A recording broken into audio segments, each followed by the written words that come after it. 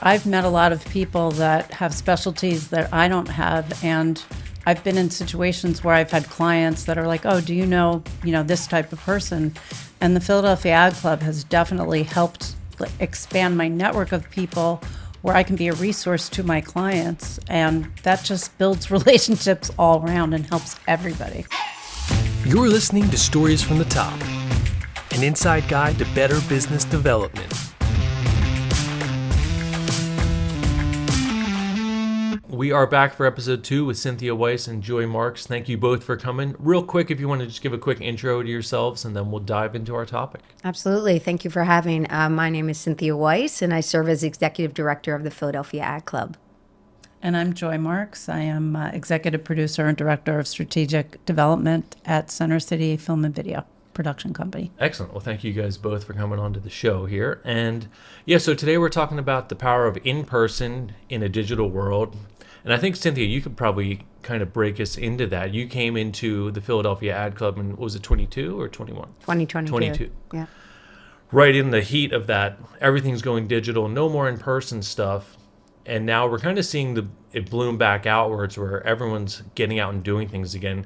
Can you kind of tell us your philosophy on the power of why it's so great to get in person and meet with people versus all these digital groups where you can meet a million people all over the country, but you really miss that personal connection, and there's a vibe when you're in person versus a Zoom call. Absolutely. I think we're all over the Zoom calls, right? Yeah. So the last bit of time before I started with the Ad Club, when I was with MEC Sports Philadelphia, I mean, we went virtual on March 13th, 2020, and never returned to the office.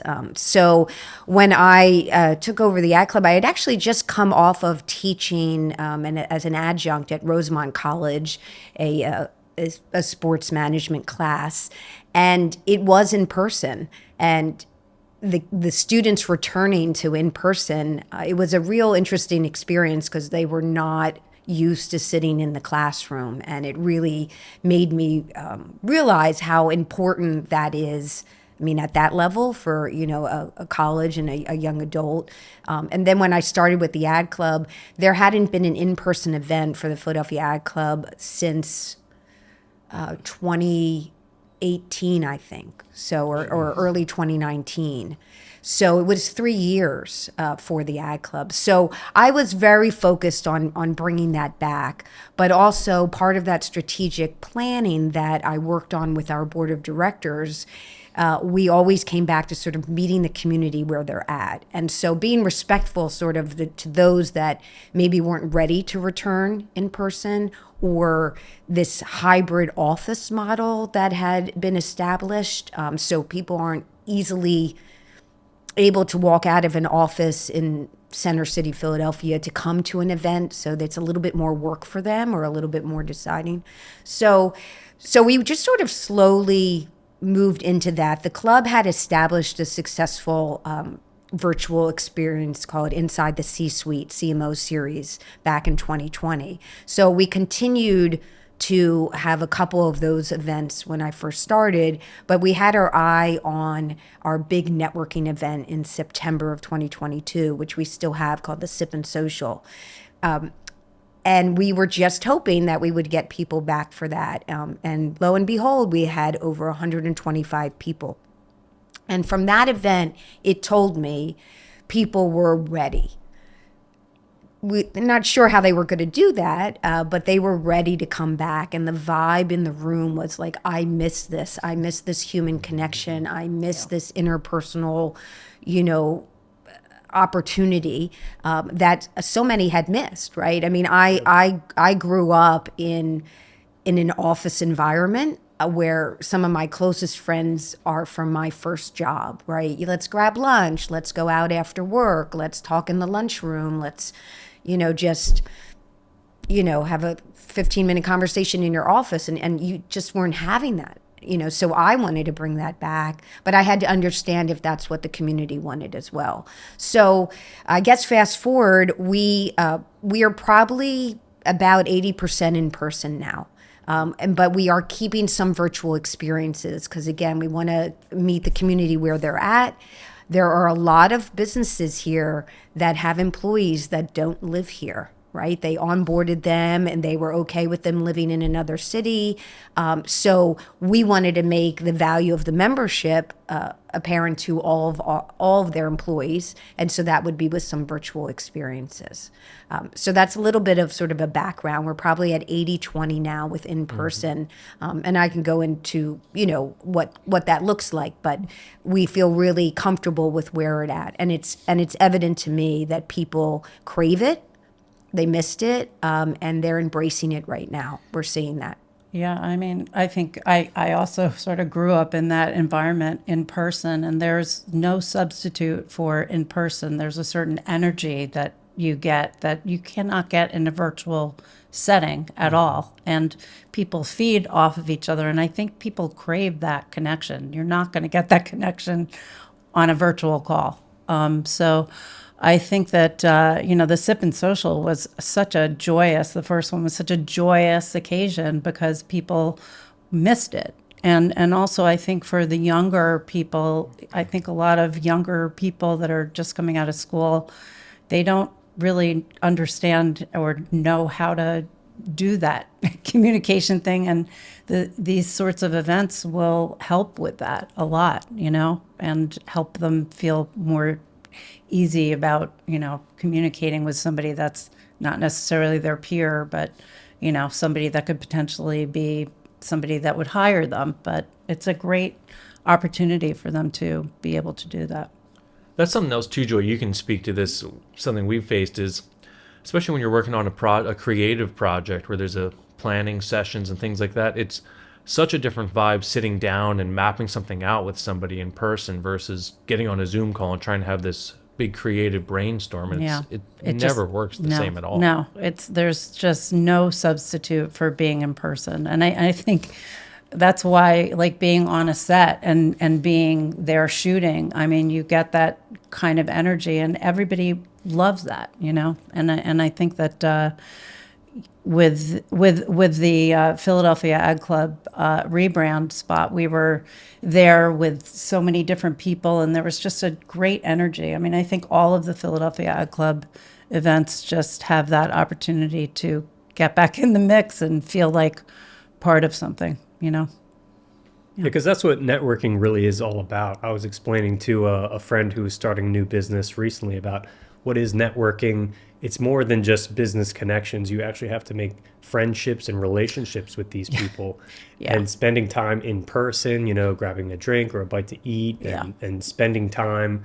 It's those little subtle moments that form that friendship that you just can't get on a Zoom call. Yeah, and I would say too, it's interesting. A few people over the last couple years have said, it's the word networking, and I think maybe whatever that somebody thinks about that word or defines is maybe more work than it is, that connection. So it's. I think about marketing these events, and I'm like, join us for a connection event versus a networking. It's doesn't roll off the tongue, but at the end of the day, that's really what it is. So, I'm going and I'm looking for something. No, you're building a relationship. You're building a connection. You're building a level of trust that will ultimately might pay off, if you have a goal under the networking guise of, meeting someone, making a contact, and ultimately, helping with a job, helping with a business opportunity. But if you think about it and approach it in the way of a connection, community, trust, relationship, opportunity, it's a different lens to approach this versus saying networking. So while we still use that in our phrasing, we try to sort of define it, or we use copy points, or we try to tell the story either through video or otherwise, that it's really about community and connection. So yeah, I agree. I mean, I think at the end of the day, with new business development, if you will, you don't want to be looked at as like a vendor, or you're not trying to sell. You're just trying to become friends with people, get to know them personally. I mean, people don't want to talk about work all the time. They want to talk about their kids or, a great TV show that they saw. I mean, that's the type of, these events are the types of places where you can do that, and have a real connection with somebody versus just talking about what you do. I mean, that's not the way to get new business, in my opinion. Yeah, I 100% agree with that. That's been the fastest way to make those real connections with people. I like to share a little bit about my personal life, my family, and that kind of gives you something to connect with beyond just what you do for work. I mean, we're all human beings. We Right. have dynamic lives with lots of, joys and sorrows in everyday life. So there's so many different ways to connect with people. Absolutely. Yeah, absolutely. No, go ahead. No, I was just going to say that, being in the role that I am and, building this community, it's not for me, it's for everybody else. But, I thrive off of in-person relationships. When I first started, I was coming from an office environment my entire career to working, from home myself and really myself craving that connection. And I was really, that first year, just board calls or committee calls or introductory calls were all, folks weren't quite ready to come out. I was like, so when the first few people were like, let's get coffee, let's get this, I was like, yes, ready, because I know that my energy comes from being with others. But I think for the Philadelphia Ad Club, it was really being mindful again of what the community was seeking and what they needed. And it was so where we are today is because we've seen it. We've seen people come out. And it doesn't have to be a 250 person event, and it can be just 20 people in the room. But as long as you're in the room together, you're going to see that energy and you're going to see that joy. And it's the value that we're trying to bring to our members in the community, that we can bring you all together. We're the catalyst, right, to bringing those connections. I also think that, one event is one event, but when you're part of this community, you keep seeing the same people and you become friends with people naturally. And I think that is like the secret sauce to, what makes the Philadelphia Ad Club successful. I mean, a lot of people keep coming back and you form, very good relationships with people, and that leads to trust. When you get to know somebody and they're like, oh, this is a good person, like I can really rely on them. And so I think that in terms of new business development, that just comes naturally out of that if you are part of this community. Yeah, one of my favorite things is kind of the Russian roulette element of going to these events. You don't know who you're going to bump Yeah. into or what you're Yeah. going to talk about. At the Marcom Super Meetup I was at, there's a woman I bumped into who I recognized her, but I'd never actually met her. I connected with her on LinkedIn. Then I was like, hey, I think you're this person. She said, yeah. And then we ended up having like a half-hour conversation, and we actually got to know each other, even though we had Right. known each other digitally for so long. It was like meeting for the first time and totally different. I know. And you had mentioned that to me, Matt, and it was, I mean, we could all around this table list lots of people that we've connected with and we've been emailing or virtual for a year, 2 years, 4 years, and have never met in person. And then when you do, it's just a whole nother level, right? I mean, you might go back to a whole nother year of just communicating online, but now you have this moment, this 30 minutes that you had with that person, just to connect a little bit more deeply and more, purposefully. I mean, we try to add a networking component to all of our events. So even those that are focused on the programming and the education part of it, we try to put 15, 20 minutes on the front and back end of those 50-minute or hour conversations, because that's what people want. Right. I mean, they love sitting there and learning, but they're coming because they have a chance to run into somebody, in the coffee line or sitting next to somebody in the seats. So we always make sure with our events, the in-person events, that we add that sort of connection point on the front and back end. That's good. The other thing is, like, I've met a lot of people that have specialties that I don't have, and I've been in situations where I've had clients that are like, oh, do you know, this type of person? And the Philadelphia Ad Club has definitely helped expand my network of people where I can be a resource to my clients. And that just builds relationships all around and helps everybody. So, yeah. Right. I mean, aren't we all collaborating now? I mean, I Yeah. know we'll talk a little bit about sort of, you know, where we are, in the industry. But it's apparent to me that even looking at the biggest brands, I mean, they're using 5, 6, 7 different agencies or companies depending on their specialty or what they bring. And then ultimately, all those agencies need to collaborate together, especially if it's on a larger campaign. So it's just reflective of really what's going on. And that's, again, goes back to the collaborative nature and mindset and lens that we look at everything for the Philadelphia Ad Club, because just like Joy said, I mean, people are calling me up. I didn't really think I was going to be that resource, but it's turned out that I'm getting calls and saying, hey, we're doing, an RFP. What are 4 agencies you can recommend? Or I need a freelance videographer, or I need a freelance graphic artist. And rather than just say, well, look on our directory, which you can do, and everyone's listed, I have relationships with these individuals, and I feel really great that I can help make a connection. It's always been a part of me and my career and who I am. I'm a connector, and I enjoy that. And I'm feeling really excited when that can happen. Or I hear stories that Joy just said, that she's able to, call on someone and then fulfill a need that her client has. She looks more valuable to her client. So it's a win-win. Nobody's trying to, take the business away. We're just trying to help grow it. Yeah, we've had lots of experiences with the where people who you might view as a competitor, but they're also part of your community. Countless times we've worked together with people. Sometimes you need to build a bigger crew. We've been reaching out, and having that network established is just amazing. And like you said, it's a resource for your clients. Sometimes a job is bigger or smaller than your agency. You can reach out to people and connect the community. So I love that you guys are taking the approach that the whole industry is going to rise together through education and support each other. That's really awesome. Yeah.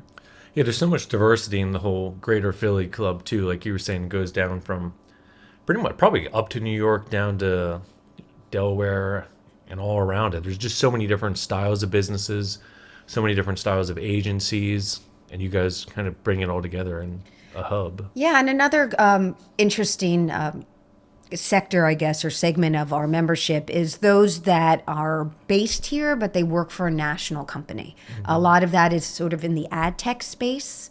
I have found that this is their base, or they're from here, or they are now new here because this is their territory, but they work for national companies. So they join as an individual member, and they're just looking to connect. I mean, maybe, yes, ultimately they want to meet folks from the agencies and whatnot, which they will do, but a big part of it is just they're here individually. Maybe they go up to New York or down to DC or out to Chicago, a couple times a month. But ultimately, their home is here, and they want to feel part of something, right? Don't we all want to feel part of something? So at the basis level for human beings, it's just feeling connected and part of something, and we're doing that for the Ad Club. So that's been an interesting change, I think, too, where the club was after the large corporate members and the large shops.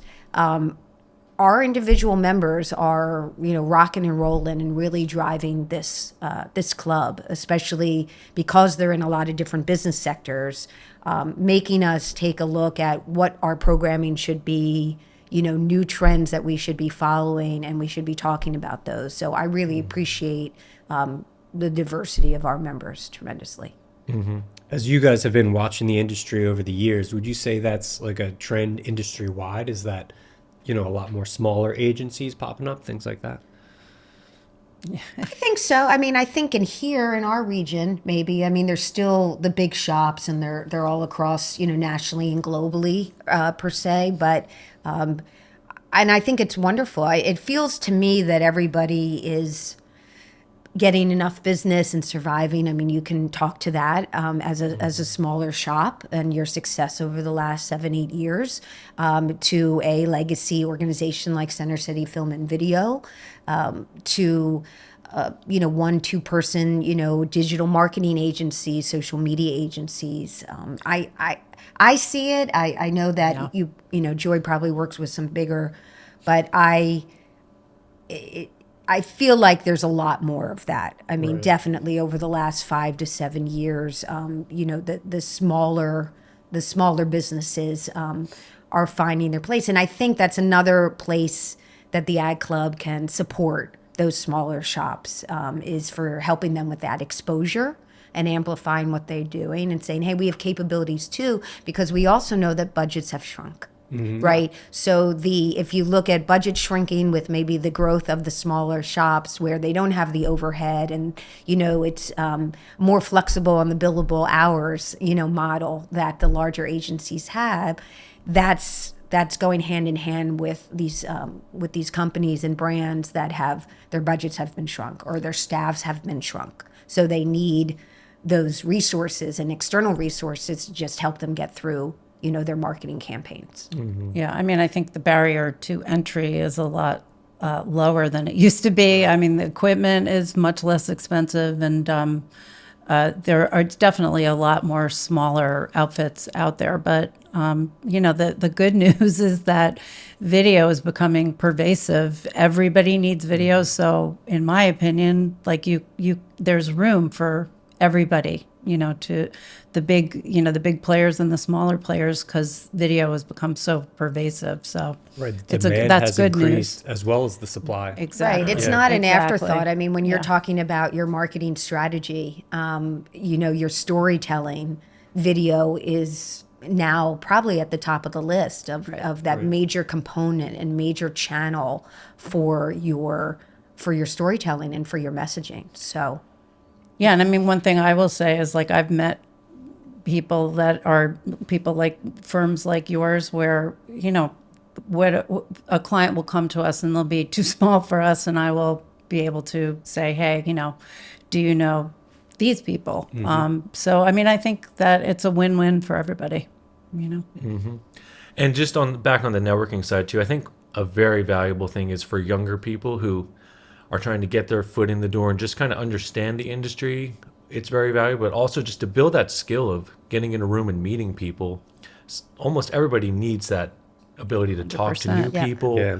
build relationships, and become friends with people. And you can't really do that unless you get out there and meet people. And it can be intimidating. One of the things that we suggest with our college students or recommend is that actually a staff and faculty maybe accompany the students to an event, so at least they feel like a safe, sort of space. There are some students that are I've met some unbelievable young men and women who just are go-getters from the moment, and they've probably been producing content since they've been 8 or 9 and feel very comfortable with it. But for the majority, they are not. So we want to try to make a welcoming environment. One thing that I think I would like to develop along with the mentorship program is maybe a buddy program where I could reach out to our volunteers and our members and say, I've got 6 kids, students signed up for this upcoming event. I'd love to buddy them up with one of our, professional members for the evening, for the afternoon, for the morning, so that they feel like there's a friendly face and someone who could walk them around and make introductions, right? And we've also talked about maybe we should do a little bit of just how do you make connections? How do you network? I remember early on in my career going to also part of an organization that was very influential early in my career called WICT, Women in Cable and Telecommunications, and really learned a lot about sort of how to be in a room, your personal brand, how to start those conversations. So I think that could be another area that the club could lean into and provide that resource. The one thing I'll say about, the in-person events that I thought would be worth sharing or maybe lead to a discussion is the calendar is getting very filled because everybody is feeling the same way, that in-person events are back and everybody wants that and the energy. So if you look at the calendar in the greater Philadelphia region between, the suburban chambers and the business associations, there's a lot to choose from. So we've thought a lot about not trying to sort of keep up with everybody. We don't need to have 25 events in a given year. We need to have good ones and we need to have ones with purpose, right? So when you're thinking about which events you want to go to, you're really deciding, is this the right room for me to be in, right? I think that's a nice statement, right? Is this the right room? Are we creating a really good room for people to be in? And we work with this wonderful meeting and event planner, Beth Lawrence. A little shout out to Beth. For really helping me learn about creating an event experience that is really purposeful and impactful, right? That not one session, one after the other, putting breaks in there so that people can, oh, what did you think about what they just said? And it's not like after 4 hours of sitting in a, in a hotel conference room, you're actually having breaks in between, and just really thinking more about what that event experience, like we are offering an experience to our members and to our community. So we should be putting more thought into that, right? It's not just the same formula and the same format, but where can we drive the most connections, but make it a room that you're really glad you chose to sign up for this event and come to. So that's definitely top of mind for me and the club. Mm-hmm. That's great. Yeah, you guys have events coming up. What's a good way for someone to get connected if they want to get out there and start networking in person with the Ad Club? Sure. Again, you can go to our website, philadelphiaadclub.com. We are slowly building our 2026 calendar, but we just added a couple events, one in February and one in May, that touch on our two key tentpole series. We have an Impact and Innovation series, and we have a C-Suite series. We are working to sort of fill in the gaps, and we'll be bringing back this really large networking event that we do called Sip and Social this September. So that announcement will come soon. But we're constantly updating our event calendar, and there's also places on the website where you can, it's a drop-down menu that says get involved, so you can figure out what our committees are and what you're interested in, and then obviously signing up for our newsletter. So if you're not quite ready or you're not sure what we have, we send out a monthly newsletter that will update you on our events, and even show you, we try to highlight who our new members are or who our existing members are, so that you can again kind of see what company you'll be keeping if you join the Philadelphia Ad Club, which is important. And again, it might not be the right fit for everyone, but we try to showcase through our directory and through our newsletter what companies are involved with the club. Awesome. Well, thank you guys both again for coming on the show. We have one more episode coming up where we'll talk about the future of advertising and marketing, and really excited to hear you guys' thoughts on it. Thank you. Thanks. Stories from the Top is your guide to successful business development. Subscribe wherever you get your podcasts, or find Edge of Cinema on YouTube. Stories from the Top is an Edge of Cinema production, hosted by Matthew Skura and Jeremy Schmidt. To learn more or get in touch, visit edgeofcinema.com/podcast.